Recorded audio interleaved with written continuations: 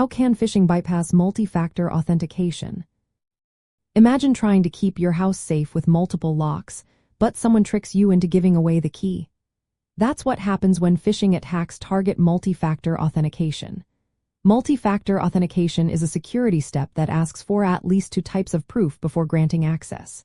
Usually, it's a password plus something you have, like a phone, or something you are, like a fingerprint. It's a strong way to protect your data, but clever attackers find ways around it. One common trick is called an adversary-in-the-middle attack. Here, the attacker creates a fake website that looks just like the real login page. When you type your username and password, they get it. Then, the attacker waits for the real website to send an MFA prompt. You see the prompt and enter the code, thinking everything is normal. But the attacker captures that code and uses it to log in without needing your password again. They basically stand between you and the real site, stealing your info as you send it. Another method is reverse proxy phishing. The attacker sets up a server that sits between you and the real website. All your traffic goes through this server, which records your login details and MFA responses. From your view, it looks like you're logging into the actual site, but the attacker is watching everything. This way, they get both your password and MFA code, making it easier to access your account later. Attackers also use MFA fatigue attacks. They send hundreds of MFA requests to your device, hoping you'll approve one by mistake or out of frustration.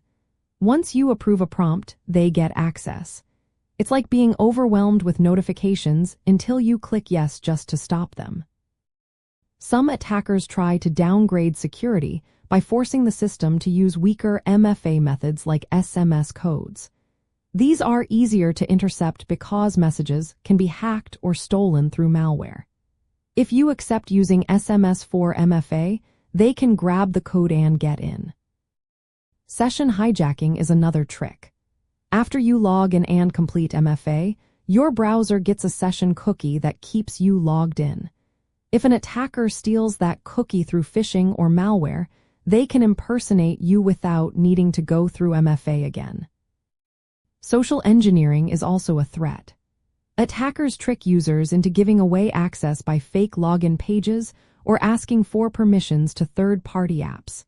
They might send a fake OAuth login link that looks real, but it grants them access to your email or cloud storage. To stay safe, organizations should use MFA methods that are resistant to phishing, like hardware security keys or biometric verification.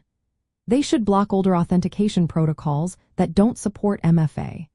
Training users to recognize phishing and never share MFA codes is key. Monitoring for suspicious activity, like repeated MFA prompts or logins from strange locations, helps catch attacks early. Using strong passwords and updating credentials regularly also adds layers of protection. Even with multi-factor authentication, clever phishing techniques can still find ways in. Staying aware of these tactics and using stronger phishing-resistant methods can help keep your data safe from these sneaky attacks.